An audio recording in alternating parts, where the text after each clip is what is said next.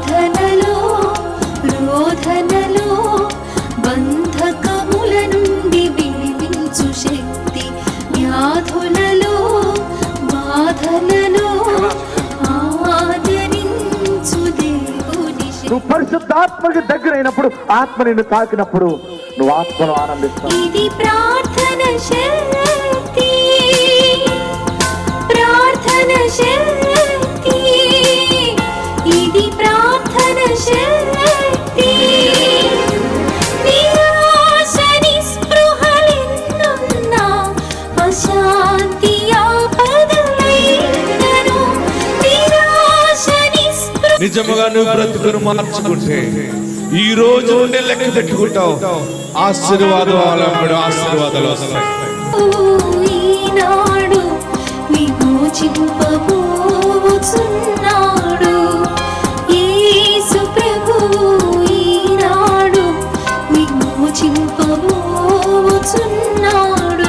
ఆకాశమందున్న మన దేవుడు మన ప్రార్థన ఆలకించును. ఆకాశమందున్న మన దేవుడు మన ప్రార్థన ఆలకించును. ప్రార్థన ప్రార్థన ఇది ప్రార్థన శక్తి, ప్రార్థన ప్రార్థన ఇది ప్రార్థన శక్తి, ఇది ప్రార్థన శక్తి, ఇది ప్రార్థన శక్తి. ప్రార్థనా శక్తి తైలాభిషేక ఆదివారపు ఆరాధన. సమయం ఉదయం 8:30 గంటల నుండి. స్థలం వైస్రాయ్ గార్డెన్స్, జుబ్లీ బస్టాండ్ ఎదురుగా, సికింద్రాబాద్. భీమవరం పరిసర ప్రాంత ప్రజలకు శుభవార్త. ప్రార్థనా శక్తి తైలాభిషేక ఆరాధన మార్చి 26 మంగళవారం, భీమవరం. సమయం ఉదయం 10 గంటల నుండి. స్థలం Nirmaladevi function hall, Juvalapalem road, Peddamiram, Bhimavaram. Kadapa పరిసర ప్రాంత ప్రజలకు శుభవార్త. ప్రార్థనా శక్తి తైలాభిషేక ఆరాధన మార్చి 28 గురువారం, కడప. సమయం ఉదయం 10 గంటల నుండి. స్థలం మాధవి కన్వెన్షన్ హాల్, రాయచూరు వెళ్లే రోడ్, ఆర్టీఓ ఆఫీస్ ఎదురుగా, కడప. ప్రార్థనా శక్తి తైలాభిషేక ఆరాధన మార్చి 30 శనివారం, కర్నూలు. సమయం ఉదయం 10 గంటల నుండి. స్థలం SS gardens, saint Joseph junior college దగ్గర, నందికొట్కూర్ రోడ్, కర్నూలు. యేసయ్య నామములో మీకు వందనాలు తెలియపరుస్తా ఉన్నాను. ప్రియులరా, ఈ దినము కొరకు దేవుడు సిద్ధపరిచిన వాగ్దానాన్ని మనం స్వాధీనపరచుకుందాం. పరిశుద్ధ గ్రంథంలో నుండి ద్వితీయోపదేశ కాండము 8వ అధ్యాయము 18వ వచనం ద్వారా దేవుడు మీ కుటుంబాన్ని దర్శిస్తూ ఉన్నారు. డ్యూట్రానమీ చాప్టర్ 8 వర్స్ 18లో 3rd లైన్ అండర్లైన్ చేసుకోండి. నేను చదువుతున్నాను. మీరు భాగ్యము సంపాదించుకున్నట్టుకై మీకు సామర్థ్యము కలగజేయవాడు ఆయనే. మీకు భాగ్యము సంపాదించుకున్నట్టుకై మీకు సామర్థ్యము కలగజేయవాడు ఆయనే. ఆల్రెడీ ఒకసారి దేవుడు నిన్ను బ్లెస్ చేశాడు ఈ మాట ద్వారా. మరలా నీకు ఒక మంచి సమయం ఆసనం అయింది. అరే, నాకు ఈ మాట వచ్చిందే అని అనుకుంటున్నామేమో. ఈ వచ్చిన సమయంలో దీని యందు విశ్వాసముతో పనులు ప్రారంభించాలి. విని ఊరుకోవటం కాకుండా దేవుడిచ్చిన మాట ఇది. ఈరోజు మీకు ఇస్తున్న మాట ఏంటంటే, ఇంతవరకు నేనేం సంపాదించలేకపోయాను, ఏ ప్రయత్నం చేసినా అన్ని విషయాలలో నాకు లాస్ అయిపోతున్నాను, నష్టం కలుగుతుంది, మంచి ఏది జరగట్లేదు, నేను బ్లెస్ అవ్వట్లేదు, ఏంటి పరిస్థితి అని అనుకుంటున్నామేమో. ఇక మీదట ఈ రోజు నుండి, ఈ క్షణము నుండి దేవుడు నీకు సామర్థ్యము కలగజేస్తున్నాడు. దేనికంటే నీవు భాగ్యవంతుడు అవటానికి, నిన్ను భాగ్యవంతురాలుగా చేయటానికి దేవుడు కొన్ని ఆపర్చునిటీస్ నీ చేతికి అప్పగిస్తూ ఉన్నాడు. ఒక ఉన్నతమైనటువంటి ఒక మంచి ఫ్రెండ్ సర్కిల్ని దేవుడికి ఇవ్వబోతూ ఉన్నాడు. అద్భుతమైనటువంటి ఇన్వెస్టర్ని దేవుడిని చేతికి అప్పగించబోతున్నాడు. సే హల్లెలూయా. మీరు హల్లెలూయా చెప్పండి, ఆమేన్ అని చెప్పండి. ఎందుకంటే ఇంతవరకు బ్రతికిన బ్రతుకు వేరు, ఇంతవరకు నడిచిన నడక వేరు. ఇక మీదట ఈ రోజు నుండి ఒక ప్రత్యేకమైన పనిలో నువ్వు ముందుకెళ్తావు. వెళ్ళిన ప్రతి విషయంలో కూడా దైవ ఆశీర్వాదాన్ని పట్టుకుంటావు, దైవ దీవెనతో తిరిగి వస్తావు. దేవుడు నిన్ను బ్లెస్ చేస్తున్నాడు. నీళ్ళు ద్రాక్షారసం ఏ సమయంలో అయిందో అలాగనే నీ నీళ్ళు లాంటి ఆలోచనలన్నీ దేవుడు ద్రాక్షారసం అనలాగా, అంటే ఒక మధురమైనటువంటి సాక్ష్యాన్ని దేవుడు నీ జీవితంలో పెడతా ఉన్నాడు. దేవునికి మహిమ కలుగును గాక. కృప కలుగుగాక, ఆత్మ కలుగునుగాక. దేవుడు నిన్ను జ్ఞాపకం చేసుకున్నాడు. దేవుడు నిన్ను జ్ఞాపకం చేసుకున్నాడు. మీరు భాగ్యము సంపాదించుకోండి. ఎన్ని ఆపర్చునిటీస్ వచ్చినా పాడు చేసుకున్నావేమో, ఇదొక ఉన్నతమైనటువంటి ఒక అవకాశము దేవుడిచ్చాడు. ఇక మీదట పాజిటివ్గా థింక్ చేస్తూ పనులు ప్రారంభించు. జయమవుతుంది. మళ్ళీ ఎక్కడ పడిపోయావో అక్కడ లేచి నిలబడతావు. మంచి ఇల్లు కడతావు, కట్టి తీరుతావు. అందరిని పిలిచి మంచి భోజనాలు పెట్టి అందరి చేత నువ్వు పొగడబడతావు. నువ్వు నిజముగా ఆశీర్వదించబడిన మనుషుడు. నువ్వు నిజముగా ఆశీర్వదించబడిన మనిషివి.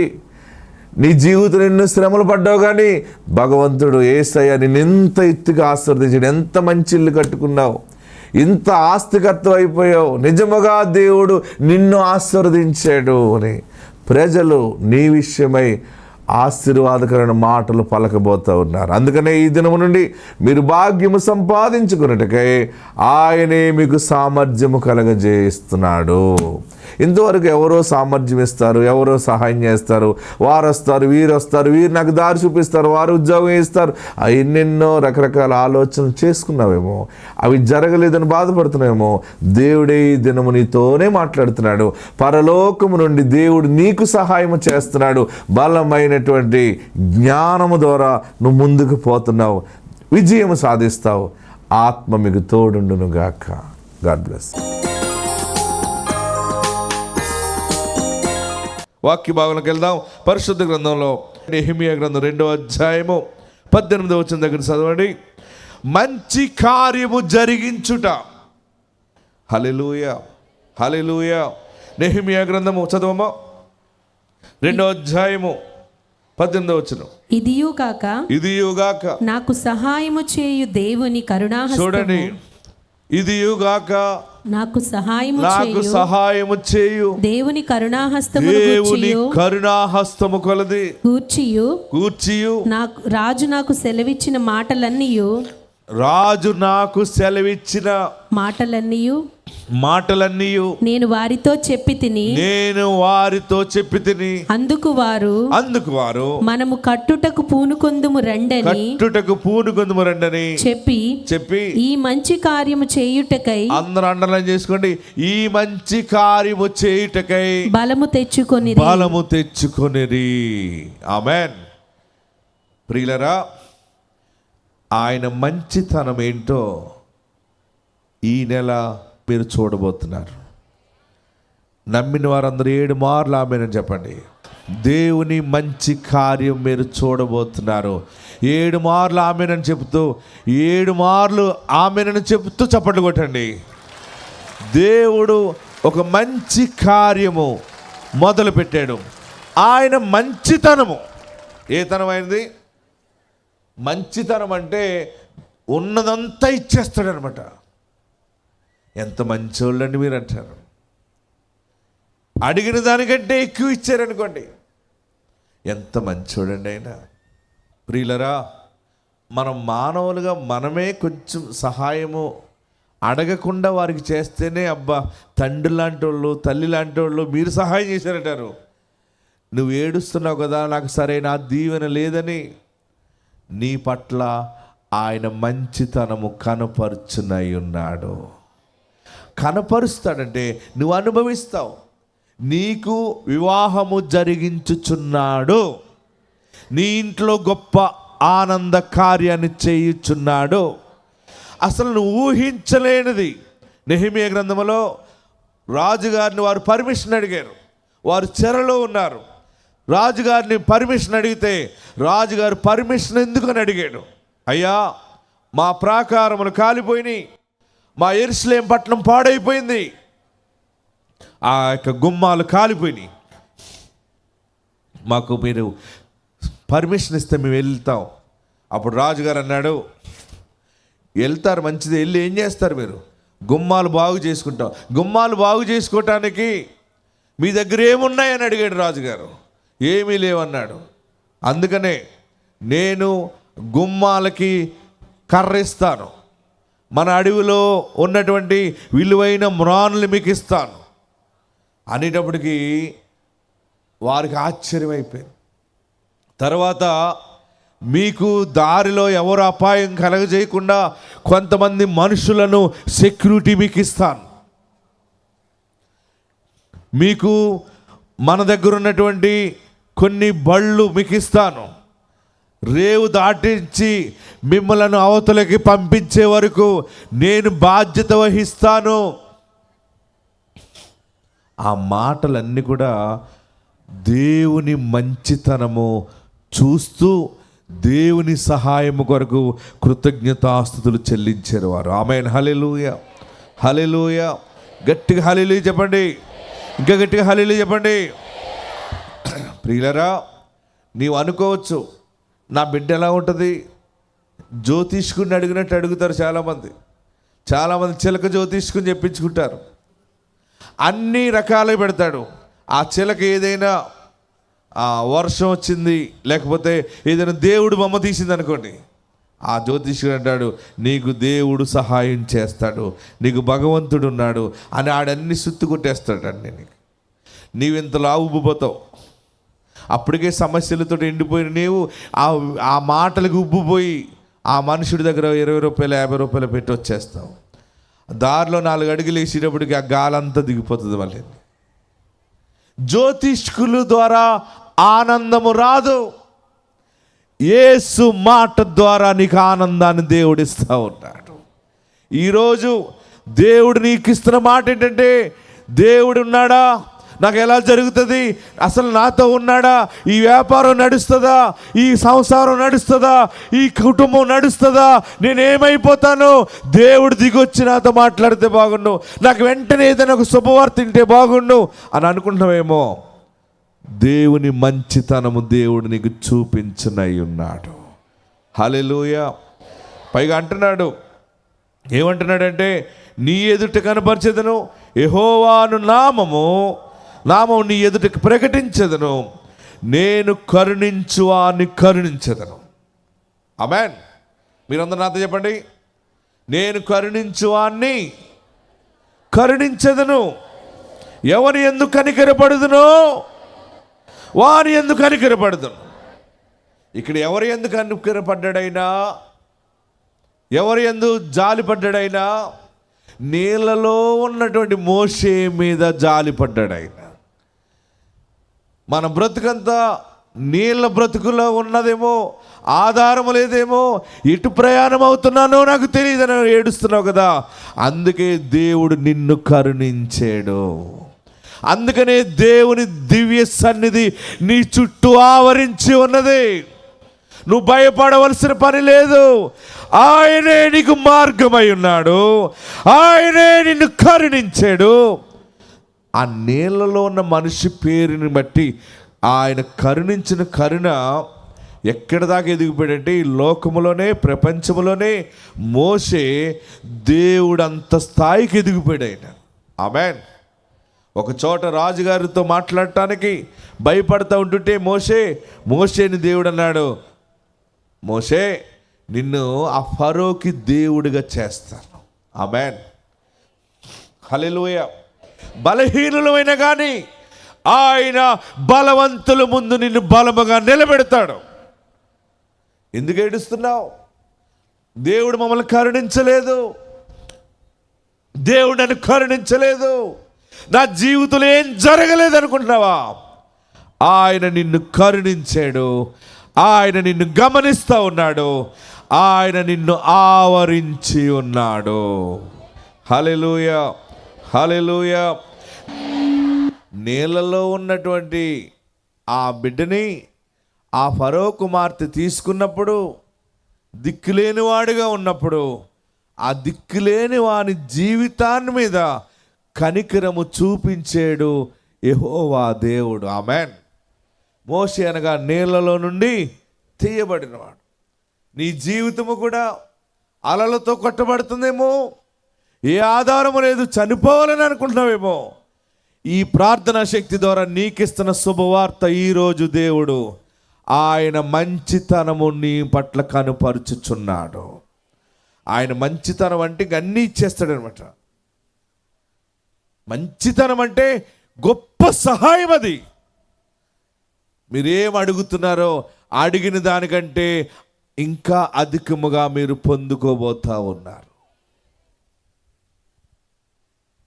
ఎవరినైనా మనం అన్నం పెట్టండి అమ్మా, కొంచెం రసం వేసి పెట్టండి అమ్మా, ఉంటే రసంతో పెట్టండి అమ్మా అంటాం అనుకోండి. రసంతో ఏం తింటావు, నీకు ఆమ్లెట్ వేస్తానన్నది అనుకోండి, ఏమంటావు మనం అప్పుడు? అమ్మ ఎంత మంచిదాను అమ్మ, ఆమ్లెట్టే కాదు నీకు మటన్ గోంగూర పెడతాను అన్నది అనుకోండి, ఏం చేస్తారు మీరు? చెప్పరే, ఇంకా గట్టిగా చెప్పండి. కంగారు పడకు, తొందరగా వండి పెట్టేస్తాను. మీరు ఎంతమంది వచ్చారు, మీ అందరికీ నేను అన్నం వండి పెట్టేస్తాను, మాంసంతో పెడతాను, మంచి పెరుగు పెడతాను. మీకు వెళ్ళేటప్పుడు డబ్బులు లేవేమో, మీరు ఇంటికి వెళ్ళటానికి కూడా మధ్యదారిలో తినటానికి కూడా నా దగ్గర ధనం ఉంది, మీరు ఉన్నప్పుడు ఇద్దరుగా నేను ఇచ్చేరు అనుకో. అదేంటది? అసలు మీరు ఏం మాట్లాడు, మాకు అసలు డబ్బులు అంటే తెలియదు, మాకు కష్టాలంటే తెలియదు అన్నట్టున్నారు మీరు. అమ్మ ఎంత మంచిదాను అమ్మ. ఒక్కొక్క ఆమె అంటది, చచ్చిపోయి నీ కొడుపును పుడతానమ్మ అంటది. అలాంటి మాట, చచ్చి నీ కొడుపును పుడతాననొద్దు, బ్రతికి నీ కొరకు ప్రార్థన చేస్తాననాలి. ఆమేన్. హల్లెలూయా, హల్లెలూయా. ప్రియులారా, దేవుని మంచితనం అంటే మీ మీద వదిలేసాక మీరు అర్థం చేసుకోండి, ప్రేమ దోషాలని కప్పేసుకుంటుంది. ఏం కప్పుకుంటుంది? ప్రేమ దోషాలు. డబ్బు ఎక్కువైపోయింది అనుకోండి, అన్నీ కప్పుపోతాయి. ఆడు గుడ్డోడైనా, ఆడు కుంటోడైనా, ఆడు నల్లగా ఉన్నా, డబ్బు ఎక్కువ ఉందనేటప్పటికి నువ్వేమనుకున్నావో అది పోతాయి. కొందరు ఆశలు నిరాశ అయిపోతుంది. కానీ ఇక్కడ నువ్వు అడిగిన దానికంటే యేసయ్య గొప్ప కార్యము నీ పట్ల జరిగించుచున్నారు. నీ హృదయము భారముతో ఉంది. ఎందుకంటే ఈరోజు డేట్ నోట్ చేసుకోండి, ఆయన మిమ్మును కరుణిస్తున్నాడు. అందరిని కరుణించను, నేను ఎవరిని కరుణిస్తానో వారిని కరుణిస్తాను. ఆయన కరుణించాడు అనుకోండి, ఆయన కరుణ, ఆయన కృప 1000 తరాలు ఉంటుందటండి. ఎన్ని తరాలు ఉంటుంది? గట్టిగా చెప్పాలి, 1000 తరాలు ఉంటుంది అంతే. నీ శ్రమ, నీ కష్టం ఇంక నువ్వు చూడవు. యేసయ్య మీద నువ్వు ఆధారపడుతున్నావు. నీ పేరును బట్టి నిన్ను ప్రేమించాడు, నీ జీవితాన్ని బట్టి ప్రేమించాడు ఆయన. నీ కష్టాన్ని ఆయన చూసి ప్రేమించాడు. హల్లెలూయా, హల్లెలూయా. మోషే అన్నది ఏంటంటే, నాకు మార్గము చూపు. రెండోది ఏమన్నాడు? నీవు నాకు మహిమను కనపరచు. ఈ రెండు పక్కకు పెట్టాడు దేవుడు. దేవుడు అంటున్నాడు, నీకు నేను నా మంచితనం అంతయు చూపు, నీ ఎదుట కనుపరచు. హల్లెలూయా. ఆయన మంచితనం అంటే నీ ఇంట్లో బ్రతకటానికి జీవనోపాధి దేవుడు స్థిరముగా ఇచ్చుచున్నాడు. హల్లెలూయా. నువ్వు ఉండటానికి మంచి ఇల్లు దేవుడు ఇస్తున్నాడు. ఆమేన్, ఆమేన్ అంటుండాలి.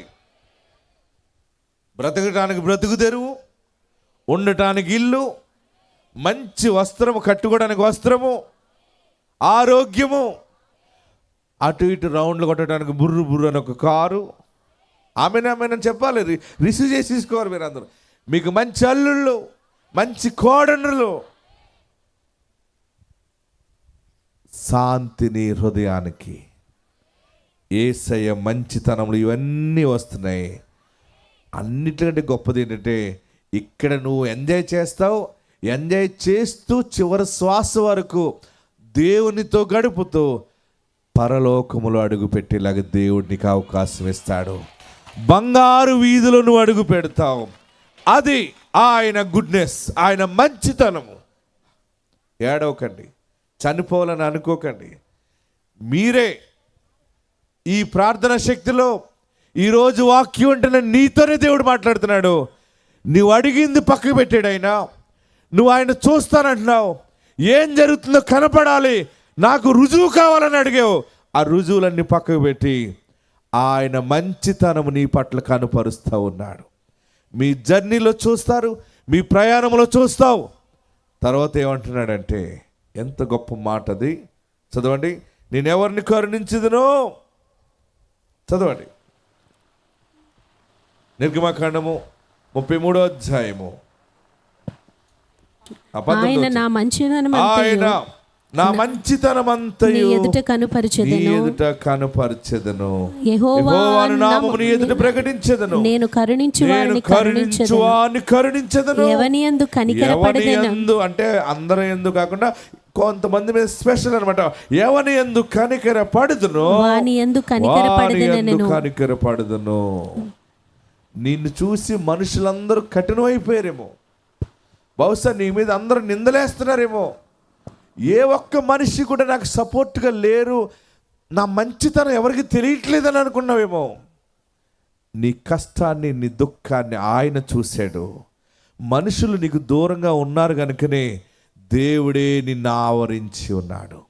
దేవుడే నీకు ఆధారముగా ఉన్నాడు. ఆయన నిన్ను ఆదరించాడు. ఆయన నిన్ను కరుణించాడు. ఆయన నీ మీద కరుణ చూపాడు. ఆయన మంచితనం ఏంటో మీరు చూడబోతున్నారు. ఒక ప్రవచన వాక్యం అండి, ఈరోజు ఆయన కరుణ మీ మీద ఎలా విస్తరించబోతుందో మీరు చూడబోతున్నారు. హల్లెలూయా, హల్లెలూయా. దేవుని మీద ఆధారపడి మీరు పరిశుద్ధతని కాపాడుకోండి. మీరు దేవునితో సహవాసం చేయండి. కొన్ని గంటలు క్రమశిక్షణ దైవ భయముతో కలిగి ఉండండి. దేవుని మంచితనము, నదిలో ఆ ప్రాజెక్టు డోర్ ఓపెన్ చేస్తే నీరు ఎలాగొచ్చేసిందో ఆశీర్వాదం మీ ఇంటికి వస్తుంది. ఆశీర్వాదం మిమ్మల్ని తడుతూ ఉంది. మీ విశ్వాసముతో మీరు దాన్ని చూడగలరు. మరలా నెల మీరు గుర్తుపెట్టుకోండి, ఆయన మంచితనంతో కూడిన సాక్ష్యాలు మీ నోట వచ్చునుగాక. దేవుడు తన మంచితనాన్ని నీ పట్ల చూపిస్తూ ఉన్నాడు. ఆయన మంచితనమును చూడబోతూ ఉన్నావు. ఎక్కడున్నవారు అక్కడ లేచి నిలబడి, నువ్వు అడిగావు మార్గము చూపు అని, మహిమ కనపరచు అన్నావు. ఏదో ఒక మిరకల్ జరగాలి కదా అనుకున్నావు, కానీ దేవుడు నిన్ను జ్ఞాపకం చేసుకున్నాడు. నీకేదో మెరకల్, ఆ మెరకల్ ఈ మెరకల్ కాదు చూపించటం, నా మంచితనమే నీకు చూపిస్తున్నాను. ఆయన ఆకాశము నుండి నీకు సహాయము పంపించుచున్నాడు. ఎక్కడున్నవారు అక్కడే లేచి నిలబడి, రెండు చేతులు ఆకాశం వైపు చాపి, అందరు చేతులు పైకెత్తండి, తలలు పైకెత్తండి. నువ్వు అడిగింది నీకు దొరకలేదే అని ఏడుస్తున్నావా? ఏంటి నా బ్రతుకు, అసలు నాకేం అర్థం కావట్లేదు, నేను ఎటు కాకుండా ఇరుక్కుపోయాను, చనిపోదామంటే అవకాశం లేదు, పారిపోదామంటే దారి లేదు నాకు, అలాగని ఇక్కడ సంతోషంగా బ్రతకలేకపోతున్నాను. ఎవరికి చెప్పుకోవాలి ఈ బాధలు అని అనుకుంటున్నావు కదా. నిన్ను ఆయన నీ పేరును బట్టి ఎరిగి ఉన్నాడు. నీ పేరంటే నీ బ్రతుకు, నీ జీవితము అందరికీ అవమానముగా ఉందేమో. నీ ముందొక మాట, నువ్వు లేనప్పుడు నీ గురించి చాలా హీనంగా మాట్లాడుకుంటున్న మాట తెలుస్తుందా నీకు? నేను బ్రతకటం అవసరమా? నా బిడ్డకి ఇంత అన్యాయం జరిగింది, నా భర్త విషయంలో ఇలా జరిగింది, నా బ్రతికిలా అయిపోయిందని ఏడుస్తున్నావా? దేవుడు నిన్ను జ్ఞాపకం చేసుకున్నాడు. పరిశుద్ధాత్ముడు నిన్ను జ్ఞాపకం చేసుకున్నాడు. యేసయ్యా నన్ను కరుణించువా, నన్ను కరుణించువా బాబు. నేను ఎవరిని కరుణిస్తానో వారిని కరుణిస్తాను. నిజముగా నీ దాసుడు ద్వారా మాట్లాడావు కదా, నీ మంచితనము, నీ మంచి సహాయము నేను చూడాలి బాబు. యేసయ్య మంచితనం చూడాలని నీకుందా? దేవుని ఎదుట నీ పాపాలు ఒప్పుకో. తెలుసో తెలియకో తప్పు చేసేవేమో, తెలుసో తెలియకో పాపం చేసేవేమో. చెడ్డతనం కాదు, ఏది చేసినా లాస్ అయిపోతున్నాను, నష్టపోతున్నాను, నా జీవితంలో ఏ మేలు జరగలేదు అని ఏడుస్తున్నావా? నాకెవరు సహాయం చేసేవారు లేరు, నా బిడ్డలను ఓదార్చేవారు లేరు, దిక్కు లేని దానిగా ఉన్నానని ఏడుస్తున్నావా? బ్రతుకంతా అతుకుల కింద అయిపోయింది. అందరూ తలలు పైకెత్తి ప్రార్థన చేయండి. పాపాలు ఒప్పుకోరండి. అబద్ధాలు ఆడుతున్నావా? ఇంక అబద్ధం ఆడనని. ఎటు చూసినా ఎండమామలు, ఏదో అక్కడ నీళ్ళు ఉన్నాయి, ఎవరో సహాయం చేస్తారు, ఎవరో వస్తారు, వారు ఆ సహాయం చేయకుండా ఉంటారా? వీరు చేయకుండా ఉంటారా? ఎండమావుల్లాగా అయిపోయిందా నీ బ్రతుకు? ఆశపడితే నిరాశ చూసేవా? దేవుడు నిన్ను జ్ఞాపకం చేసుకున్నాడు. నా బ్రతుకంతా అతుకుల కింద అయిపోయింది, ఏడుస్తున్నావు కదా. ఆయన నిన్ను కరుణించాడు, ఆయన నిన్ను కరుణించాడు. ఎవరిని హెచ్చించుదునో వారిని హెచ్చిస్తాను, ఎవరి ఎడల జాలి పడుదునో వారి ఎడల జాలి పడతాను, ఎవరిని కనికరిస్తానో వారిని కనికరిస్తాను. రెండు చేతులు పైకెత్తి, తలలు పైకెత్తి ఆకాశం వైపు చూచి, నన్ను కరుణించువా యేసు. అందరూ అడగండి, నన్ను కరుణించువా. ఇదిగో నీ దాసుడి ద్వారా మాట్లాడావు, నిన్ను కరుణించేనని మాట్లాడావు. నిజమే కదా, నేను నమ్ముతున్నాను బాబు. నన్ను కరుణించువా, నా మీద జాలి పడవా. అందరం ప్రార్థనలో ఉందాం.